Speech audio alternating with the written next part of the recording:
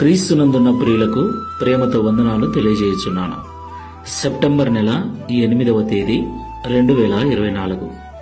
ఈరోజు దేవుడు మనకు చేస్తున్న వాగ్దానం ఏమిటనగా జకరియా గ్రంథము 9వ అధ్యాయము 12వ వచనం.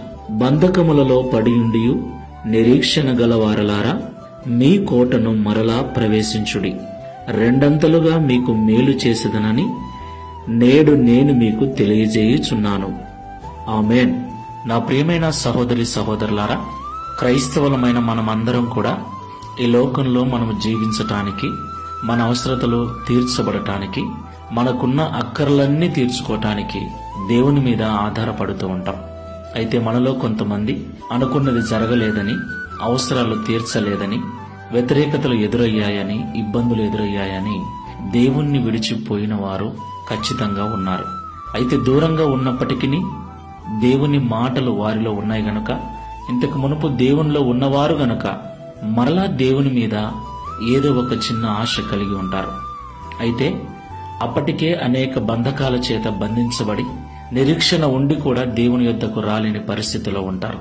అలాంటి వారందరితో దేవుడు మాట్లాడుతున్నాడు, రండి, నేను మీకు రెండంతలుగా ఇస్తాను.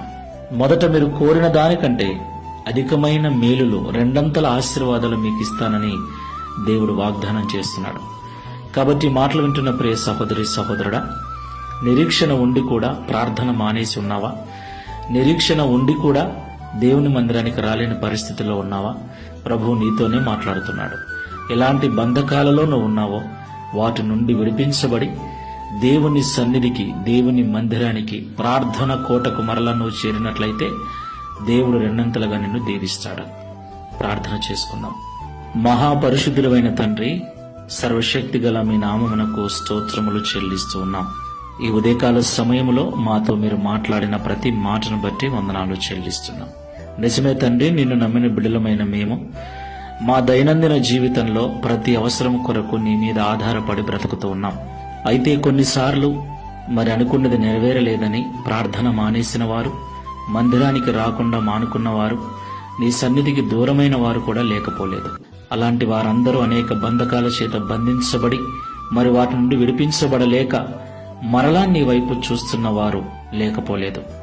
అలాంటి వారందరూ కూడా తిరిగి మరలా ప్రార్థన కోటలో, మందిరం అనే కోటలో ప్రవేశించినట్లయితే రెండంతల ఆశీర్వాదాలను, రెండంతలుగా మేలు దయచేస్తానని ఈ ఉదయకాల సమయంలో వాగ్దానం చేసినందుకు స్తోత్రాలు. ఈ ప్రార్థనలో ఏకీభవిస్తున్న వారిలో ఎవరైనా అలాంటి వారు ఉన్నట్లయితే తిరిగి వారు కట్టబడుటకు, తిరిగి నీ మందిరంలో, సంఘములో చేర్చబడుటకు, తిరిగి ప్రార్థన ఆత్మచేత నింపబడుటకు సహాయం చేసి తద్వారా ఈ దిన వాగ్దానమును మా అందరి జీవితంలో నెరవేర్చి మీ నామమును మహిమపరుచుకొనమని యేసు నామములో ప్రార్థిస్తున్నాము తండ్రి. Amen. Praise the lord. God bless you.